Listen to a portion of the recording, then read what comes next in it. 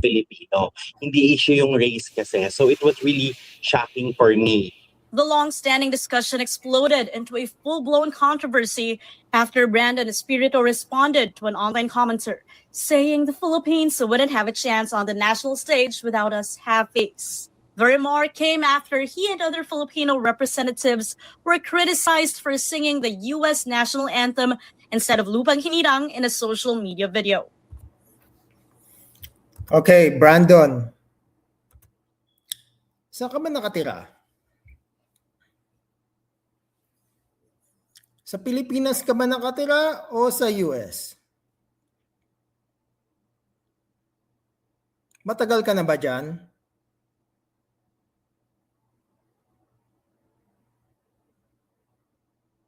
Oh. Kung matagal ka na dyan, then you should know na kabastusan yung ginawa mo. Especially if you live there, you've been there for a while, and you represent the Philippines dito sa mga beauty pageant na sinasalihan mo, or whatever pageant it is, you should know how to sing Lupang Hinirang. Kasi if you just gonna sing the US national anthem, then you should freaking come back here in the US and represent the US in those pageants.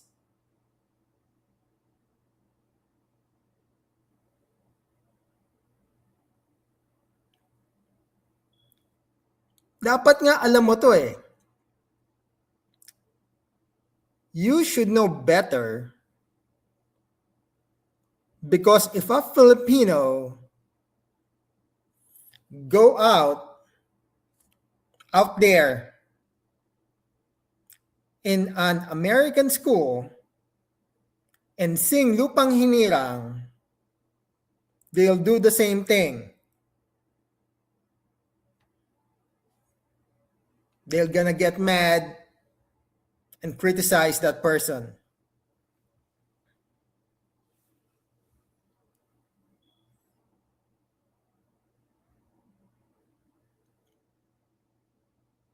Kaya normal lang yan. Ganyan talaga. Nag-deactivate ka pa ng Facebook eh. Babalik ka rin naman eh. Hindi mo dapat dinidisrespect ang mga Filipino na andyan ka pa naman. And you're half Filipino too. You are disrespecting yourself.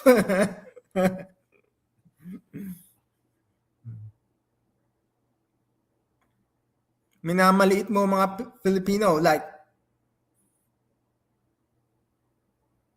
akala mo hindi mananalo. There's, di ba si Gloria Diaz nga?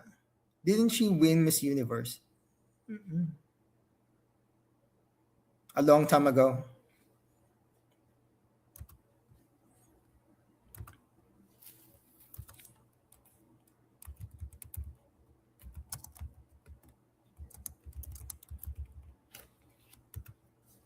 Kailan ba nanalo yan? Oh, 1969.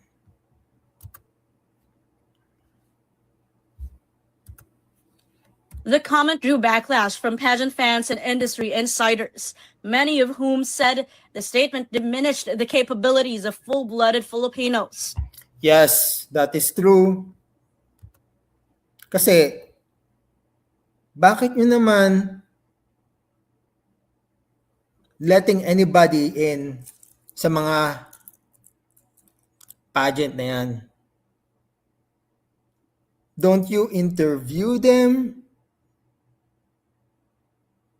about their background, about their upbringing, if they know the history of the Philippines? Why is it even called the Philippines?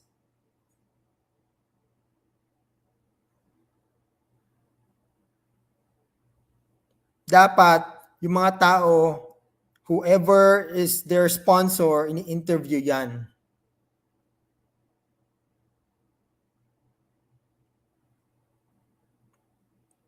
Hindi yung pinapasali lang kung saan-saan.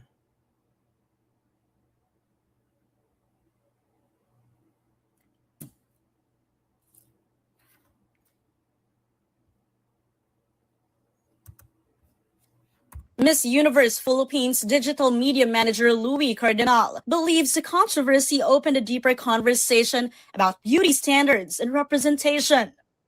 Kasi there are so many mixed Philippine representatives. Yes, no doubt there are. There are. But if they love the US more than the Philippines, they should be here. They should represent the US. I love the US. I love it here. That's why I'm here.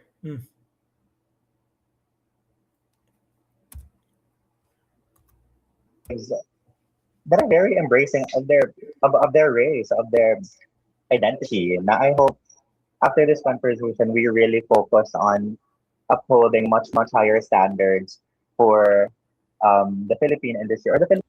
Like I said, you need to be interviewing them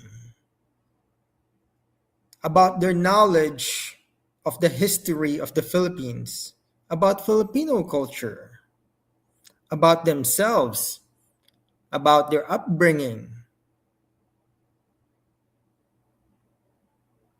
Kasi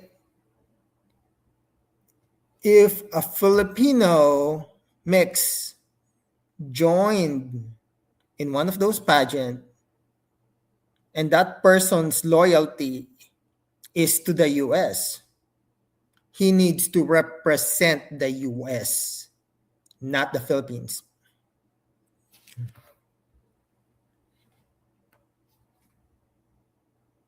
Okay? Ganun lang yung kadali.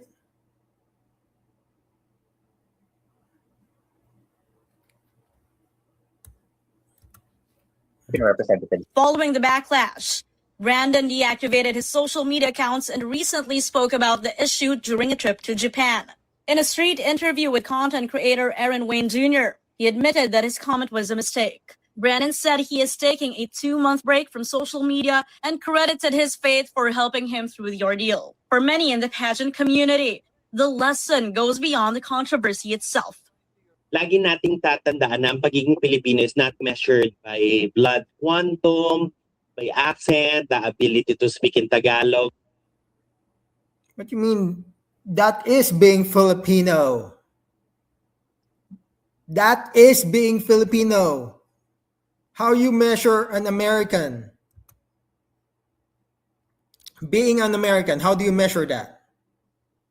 When they speak freaking English and they know the history of the US.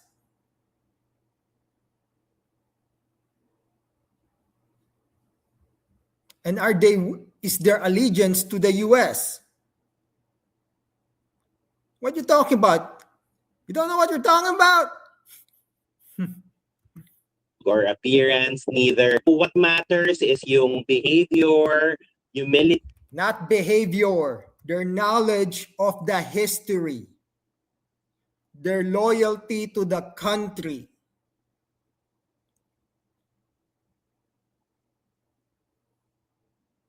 Their allegiance is what matters. If their loyalty is to the US, then they need to represent the US. You guys shouldn't let them in the pageant. Respect sa tao at pagiging proud bilang Pilipino. Mobile journalist Denise Valdesancho, We or One News. Yun lang naman po. Hopefully, you guys understand what I'm saying. Okay? Peacing out. Have a good day.